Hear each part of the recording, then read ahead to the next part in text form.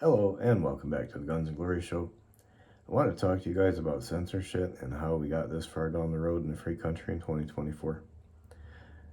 Well, I don't really think we're a free country anymore, but we're supposed to be. Now, usually censorship is coming in from the left. It's being used to manipulate and to control. Censorship is basically mind control anyway, but it's usually used to control the right. And it doesn't matter if the person was correct.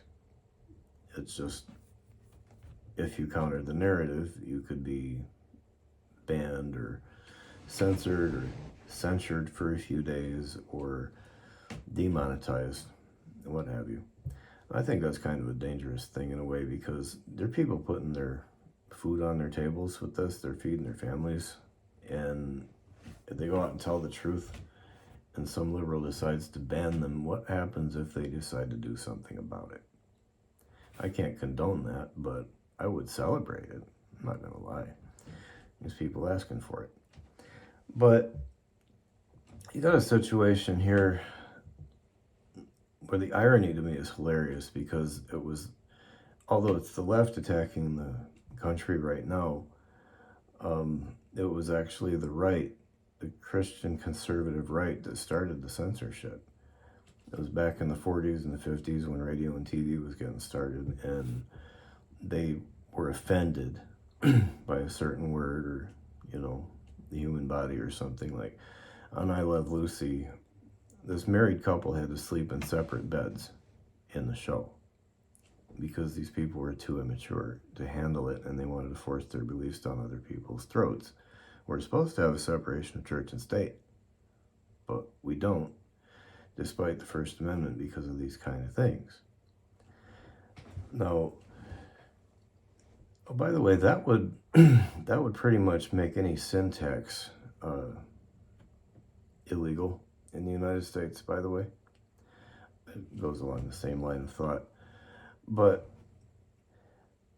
I warned people as a kid coming up. I saw it coming because I was raised in a Christian school and went to church a lot, and thought control, mind control was very important. It was a priority back then in the churches. And censorship, of course, was really big. And I told him, I said, what happens if you lose control of the country and the left takes over and starts using it against you? And I got laughed at and censored, which is kind of funny, because it's exactly what they're doing now. The trick is, what do we do about it? Because it causes real problems in the country. We had that whole COVID thing, people wearing their masks, still getting shot up with all this poison. You couldn't warn people about it, you couldn't talk to them about it. And then you had them stealing the election. They're going to try to do it again. Couldn't even talk about it. That's one reason you know how they did it. You can't trust anybody. You don't know who's going to turn you in. If you're typing on something and the FBI is going to knock on your door and threaten you, or the ATF or somebody else. And you got like your ex-girlfriend or something, you might not even talk to her for a couple of years, but she might still be messing with you and just reporting your stuff, getting it deleted on them.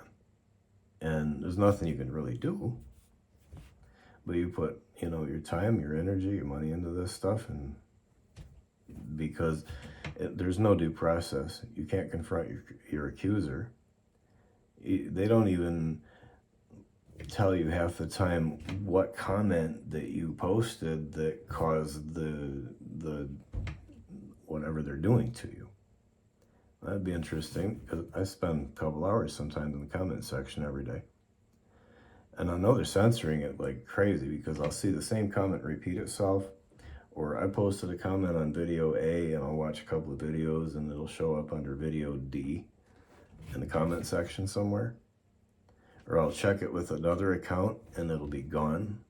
One way I know that my comments don't get through is because I'm not getting email replies anymore. This person replied to you, this person replied to you, this person replied to you.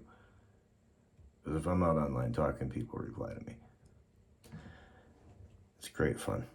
But I don't know what we're going to do about it. I'm not sure quite how we're going to get it back. But we better do something.